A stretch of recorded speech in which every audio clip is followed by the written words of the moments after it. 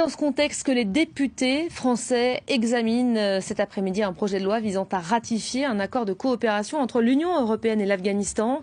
L'immigration pourrait surgir au cœur du débat puisque ce texte devrait simplifier les expulsions de ressortissants afghans de Paris vers Kaboul. Or, cela intervient au moment où la situation insécuritaire, vous l'avez compris, s'est fortement dégradée dans le pays. À cette occasion, nous recevons Bar Makoy. Bonjour, journaliste pour information, pour Info Migrants.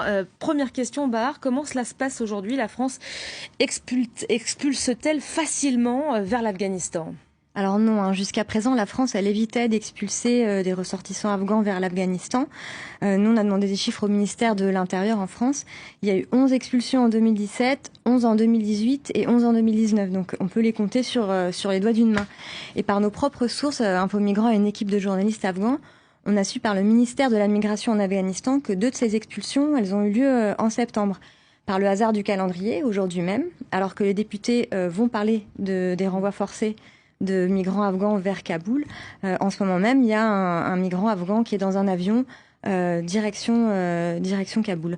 Et la première expulsion qui a eu lieu au mois de septembre, elle a concerné un cas assez particulier. Il s'agissait d'un migrant qui a été débouté du droit d'asile et qui a été condamné par la justice française avec des soupçons de volonté de passer à un acte terroriste sur le territoire européen. Le migrant qui aujourd'hui est en situation irrégulière et qui est renvoyé vers Kaboul, c'est un cas différent. Lui, il n'a pas eu de problème avec la justice, donc on voit qu'il y a quand même différents cas de figure. Dans tous les cas, le ministère de l'Intérieur, il est assez discret, il aime pas trop communiquer sur ces chiffres. On sent qu'il y a une certaine gêne. C'est assez opaque. C'est assez opaque, ouais. Mais les chiffres restent quand même...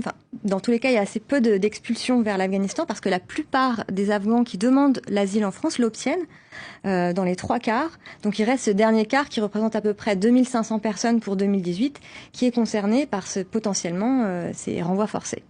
L'accord en examen à l'Assemblée nationale engendrera-t-il, selon vous, une accélération de ces retours forcés d'Afghans déboutés du droit d'asile en France? Alors cet accord, il comprend un volet sur les flux migratoires et irréguliers, le contrôle de ces flux.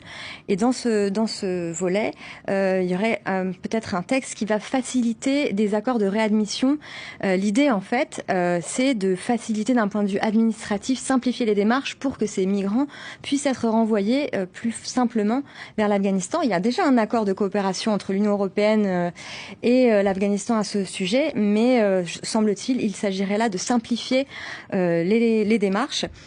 Et lors de l'examen de ce texte par le Sénat, donc il a ratifié, c'est pour ça que ça passe à l'Assemblée nationale, il y a un rapporteur qui a dit que la France, elle comptait augmenter ces renvois forcés.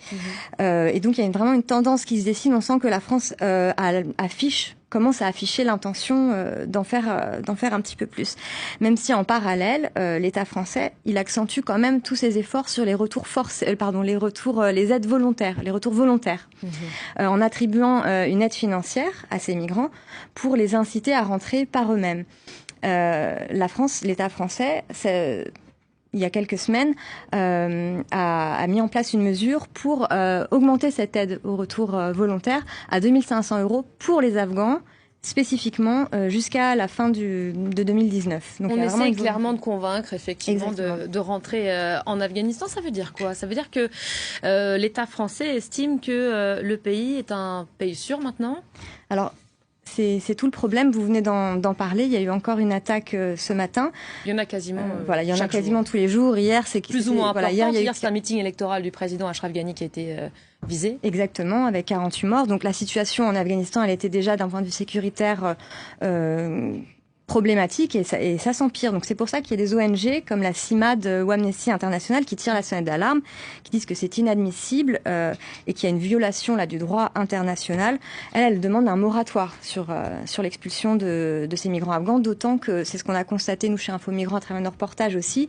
Pour un certain nombre d'entre eux, ils vont vers l'inconnu en fait. Ce sont des gens qui soit n'ont plus de famille parce qu'elle a été décimée ou que leur famille vit à l'étranger, soit des gens qui se sont réfugiés dans des pays tiers pour fuir la guerre depuis l'enfance, qui ont grandi par exemple en Iran, qui ensuite se retrouvent en France et on les renvoie vers l'Afghanistan, qui est un pays qui est inconnu pour eux en fait. Nos voisins européens, ils font mieux. C'est vrai qu'on se tourne toujours vers celui d'à côté. C'est ça. Ben, écoutez, en fait, la France, finalement, elle expulse pas beaucoup. La Suède et l'Allemagne expulsent en nombre plus important. Et notamment, elle passe par des vols groupés. Par exemple, la Suède, elle s'est associée avec la Bulgarie et l'Autriche pour envoyer des migrants afghans en situation illégale avec un avion qui a été affrété par l'Union européenne, où l'Allemagne a renvoyé une trentaine ou une quarantaine de personnes dans un même vol groupé. Pour terminer, la France, même si elle n'expulse pas beaucoup directement de Paris à Kaboul, elle rechigne pas non plus à renvoyer quand même ces migrants irréguliers vers ces pays tiers qui, eux, expulsent plus facilement. Ça, c'est des choses qu'on a pu constater.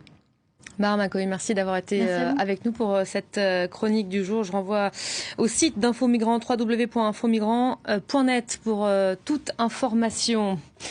Comme chaque jour, on accueille